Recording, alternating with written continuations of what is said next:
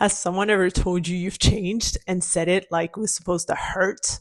I've lost a friendship over this. I've also had a family member call me suddenly difficult the moment I stopped doing something I'd always done for them.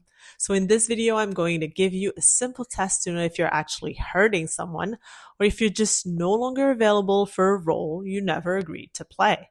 And by the end, you'll understand exactly why that comment was never the insult it sounded like. But first, stay with me because you're going to want to say thank you the next time someone says, "You've changed" to you. Here's the difference. Saying no to someone once is a moment. When you're just getting started and learning to say no, you feel it, it stings, it passes, but learning to actually hold your boundaries, saying no, no, again and again until the people around you don't recognize you anymore, that's not a moment. That's an identity shift. And identity shifts don't just sting, they shake people. Think about it for a second. You never signed a contract that said you'd always be the easy one, the nice one, the available one, the one who says yes before she's even checked in with herself, the one who absorbs everything so nobody else has to feel it.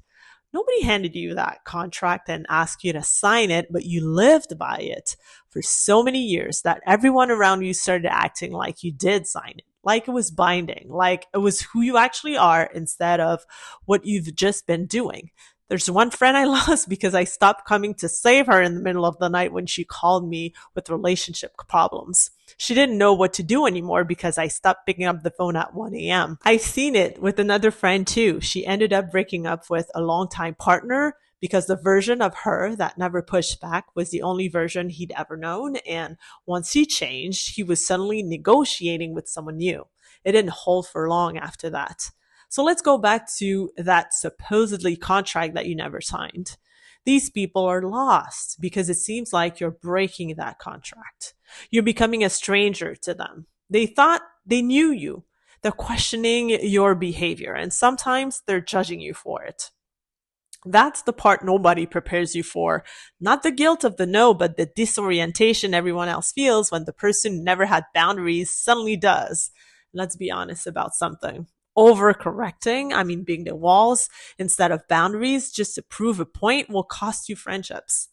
But here's the part that's harder to accept. Even healthy change costs you something because you're not just changing a habit when you start saying no.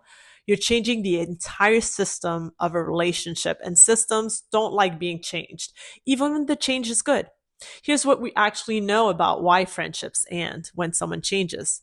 A Talker research survey of 2,000 Americans found that 22% of people said a friendship dissolved specifically because their values no longer aligned. Not because of a fight, not because of distance, because one person changed and the relationship didn't have room for who they were becoming. And here's the part that surprised me.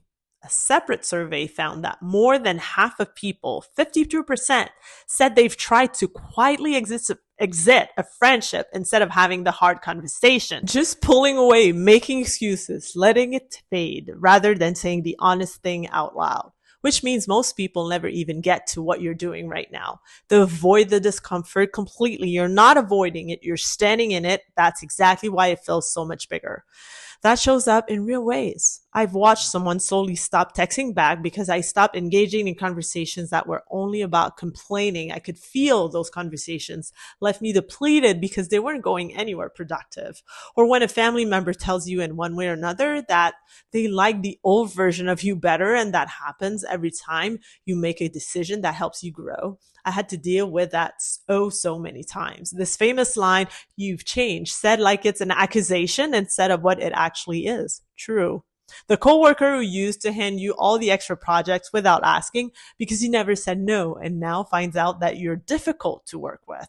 And then the conflicts, all the disagreements that start showing up simply because you're no longer settling the way that you used to. None of that means you're doing something wrong. It means the system is reacting to the change. And that's what systems do. They resist every single time. Here's a reframe I invite you to sit with. Coming back to yourself is emotional, and what feels like guilt in your body, heavy, uncomfortable, am I a bad person feeling? It's grief. You're grieving an older version of yourself, the one that was easy, nice, the one that everybody could count on. She was also exhausted and invisible, but she was still you and for a long time. So it's okay to grieve her as you leave her behind. That version of you didn't disappear because she was wrong. She went underground because she had to. She was protecting you the only way she knew how, and you're allowed to miss her a little, even while you're becoming someone who no longer needs to disappear to be loved. Because that's the truth underneath all of this. You don't have to disappear to be loved. You were born worthy of a place in this world, not because of what you do for other people, but because you exist.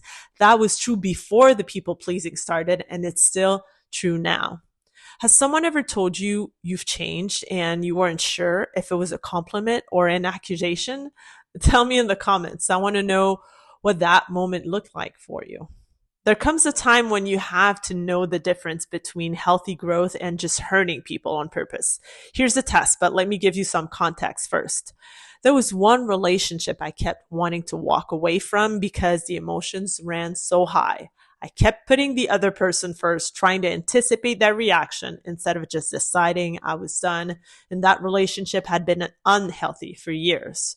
But because it was what's standard, convenient, socially acceptable, I let it keep going. And when I finally let go of it, I got a pushback. The person actually asked me almost word for word the questions you need to ask yourself when you set a heavy boundary with someone. They asked, "Are you doing this to punish me?" It shook me. I took it badly. It shook me. I took it badly. I felt guilty and I asked myself if I was being mean. And then I realized I was simply no longer available for the role that the person had assigned to me. Fed up with it, burned too many times, leaving every conversation exhausted or feeling guilty. Never myself around that person because I was always walking on eggshells. Answering that question honestly is a crucial part of the healing process. If you're doing it to punish someone, that's not a boundary, that's a wall, and walls cost you the very relationships you're trying to protect. But if the honest answer is that you're just no longer available for a role you never agreed to, the fixer, the yes person, the one who absorbs everything, then you're not betraying everyone. You're just done auditioning for what you never wanted. Next time the guilt shows up, run it through these two questions. Am I punishing them, or am I just no longer available? Here's the shift I invite you to make. Instead of saying, "I feel guilty for what I did," I want you to start saying, "I feel safe in who I'm becoming." That sentence right there, that's your radical return to self. It's not clean, it's not comfortable, but it's yours. And if you want to know what happens when this goes too far, when boundaries stop protecting you and start isolating you, watch the video I made about what setting too many boundaries can actually do to relationships.